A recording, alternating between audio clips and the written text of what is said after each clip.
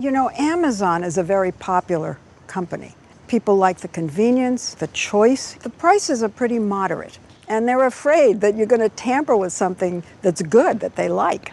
Our investigation uncovered that Amazon's illegal practices were actually raising prices for consumers because it had illegally muscled out rivals, locked them out of the market in ways that if you had more competition that Amazon hadn't squashed, consumers would be even better off.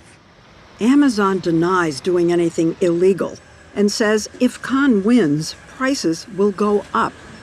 Disgruntled, dissatisfied, unamused.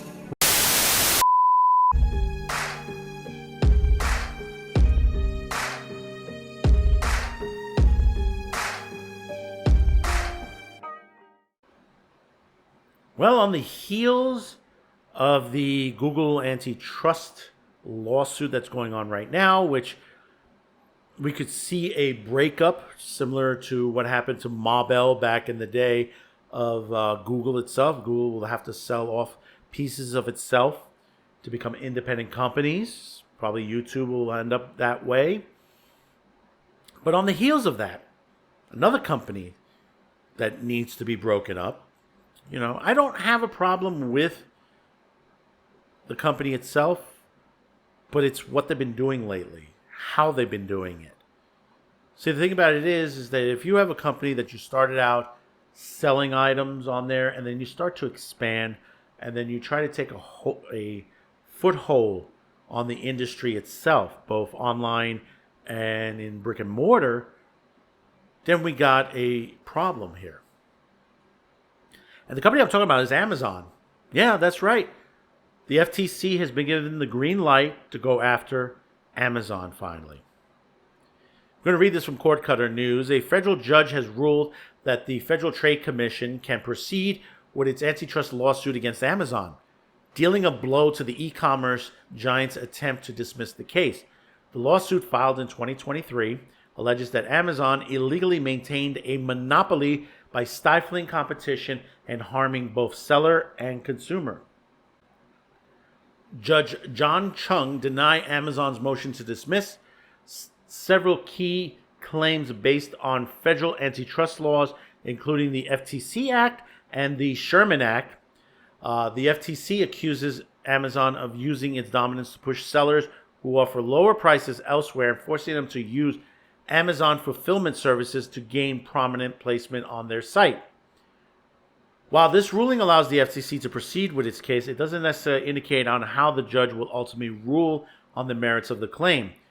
Judge Chung noted that the FTC's allegations, when viewed in the most favorable light, are plausible, anti-competitive. However, he also acknowledged that Amazon's justification for its policies will be considered at trial. Similar to the recent antitrust cases against Google, the Amazon case will be bifurcated, meaning the judge will only consider the remedies if Amazon is found liable for antitrust violations.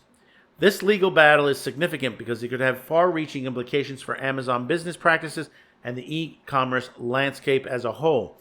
The FTC is seeking to break Amazon's alleged monopolistic control and restore competition in the online marketplace. Amazon is expected to vigorously defend itself against the FTC claims. This case is likely to be complex and lengthy, with both sides presenting evidence and arguments to support their positions.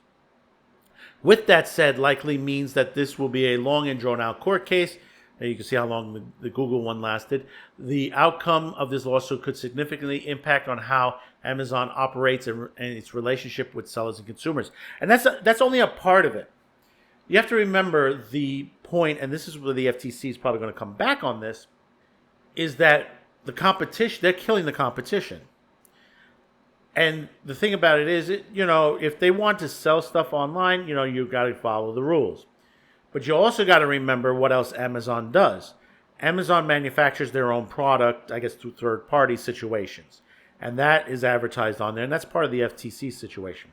The other half of it is they're in other segments of the industry, from streaming to medical to supermarket, groceries. I mean, you want to see a doctor, you can go through Amazon. You want to get your medicines through Amazon, you're able to do that. If you need groceries delivered to your home, you could do that also. But you got to remember, you got other companies around you.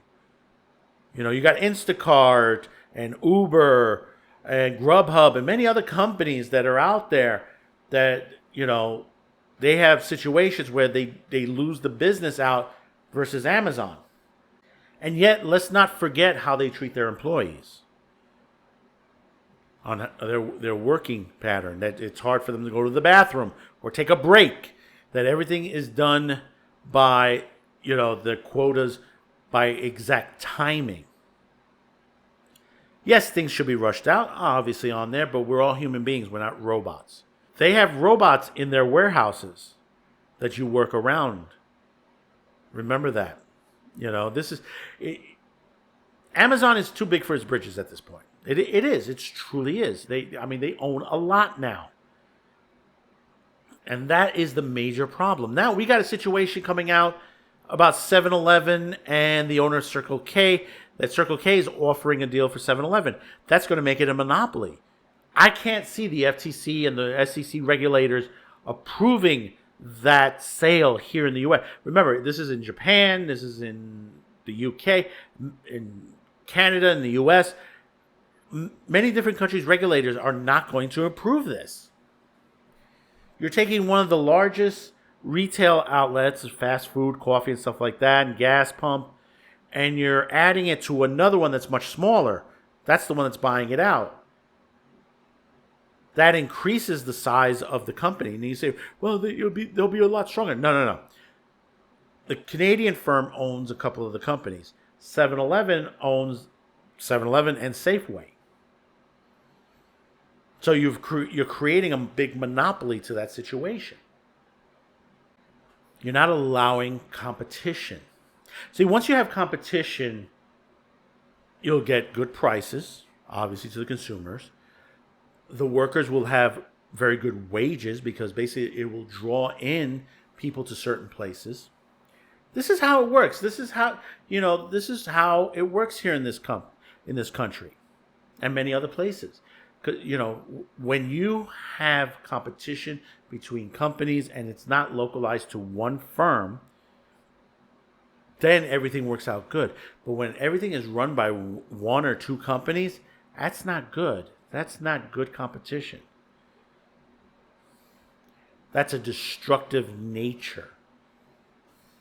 You destroy smaller businesses, mom and pops. I know there's a lot of people out there that sell t-shirts, that sell shoes, that sells coffee, wine, and they have to go to Amazon to sell their product.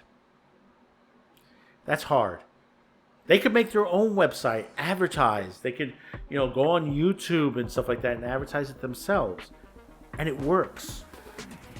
But when you have Amazon not playing fair, then you got an issue.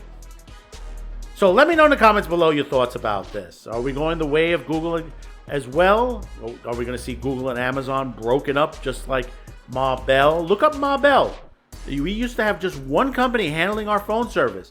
Now it was broken up. That's why you have AT&T and Verizon and many other companies, is because they broke up the only phone company service that handled everything. That was a monopoly.